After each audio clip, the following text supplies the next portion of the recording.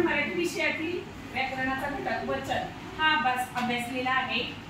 यामध्ये एकवचन आणि अनेक वचन म्हणजे काय हे पाहिलेलं आहे। एकवचन म्हणजे काय, तर ज्या नामावरून एकाच वस्तूचा बोध होतो त्याला एकवचन म्हणतात आणि ज्या नामावरून अनेक वस्तूंचा बोध होतो त्याला अनेक वचन म्हणतात। एकवचन आणि अनेक वचन हे करत असताना काही वेळेला एकवचन आणि अनेक वचन करत असताना घर घरे, झाड झाडे, पान पाने, फूल फुले असे शब्द होतात, परंतु काही नामांचं एकवचनी आणि अनेक वचनी रूप हे एकच राहते। हे आपण आता साहित्याद्वारे अभ्यासणार आहोत। आता विद्यार्थ्यांच्या तुमच्याकडे शैक्षणिक साहित्य आहे त्याद्वारे तुम्ही एकवचन आणि अनेक वचन प्रत्यक्ष कृतीने दाखवा। एक दशक मन, अनेक दशक माळा, एक पेन्सिल, अनेक पेन्सिली, एक टोपी, अनेक टोप्या, एक कांडी, अनेक कांड्या,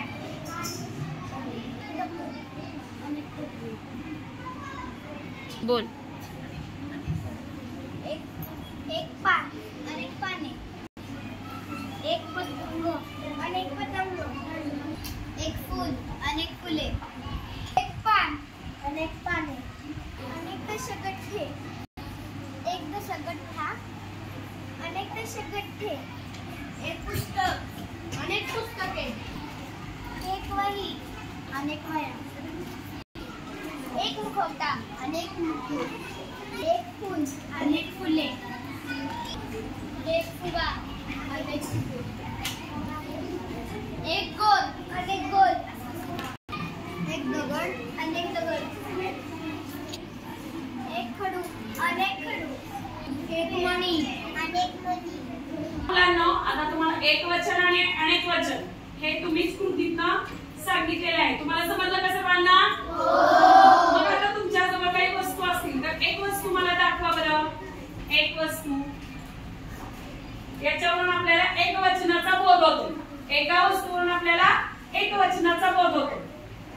खाली करा। आता अनेक वस्तू दाखवा, एकापेक्षा जास्त, मग ते किती असतील? हा, अनेक वस्तू खाली म्हणजे एकवचन आणि अनेक वचन यामधला फरक कळला। काही शब्द एकवचन आणि अनेक वचनी तेच असतात हे समजलं। काही एकवचनी आणि अनेक वचनी सर्वनाम सुद्धा आहेत। मी, तू, तो, ती, जो, हा आणि कोण ही एकवचनी नामं आहेत। अनेक वचनी नामं आम्ही, तुम्ही, ती, ते, जे, ह्या ही अनेक वचनी नामं आहेत। तर एकवचन आणि अनेक वचन याचा तुम्हाला बोध झाला का? आता सर्वांनी काय करायचंय, अशा प्रकारच्या शब्दांचं लेखन सुद्धा तुम्ही वहीमध्ये करायचं आहे।